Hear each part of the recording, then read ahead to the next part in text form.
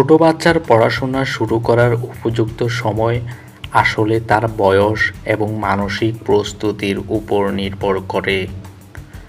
সাধারণত ৩ থেকে ৪ বছর বয়স থেকেই বাচ্চারা সাদা কাগজে ছবি আঁকা, বইয়ের পাতা দেখার মাধ্যমে পড়াশোনার প্রতি আগ্রহ তৈরি করতে শুরু করে।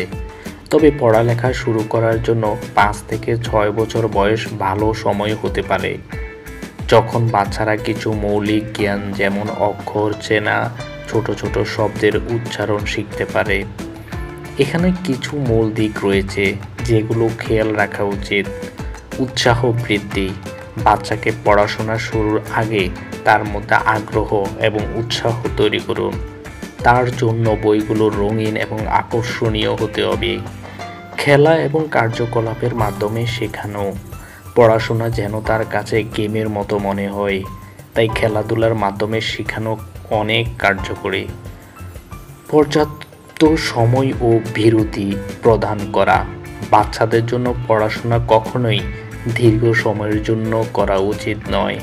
প্রতি ১৫ থেকে ২০ মিনিটে বিরতি নেওয়া ভালো। আপনার বাচ্চার যদি কোনো নির্দিষ্ট বয়স থাকে, তবে তার সাথে সংশ্লিষ্ট পরামর্শ আরও স্পেসিফিক হতে পারে।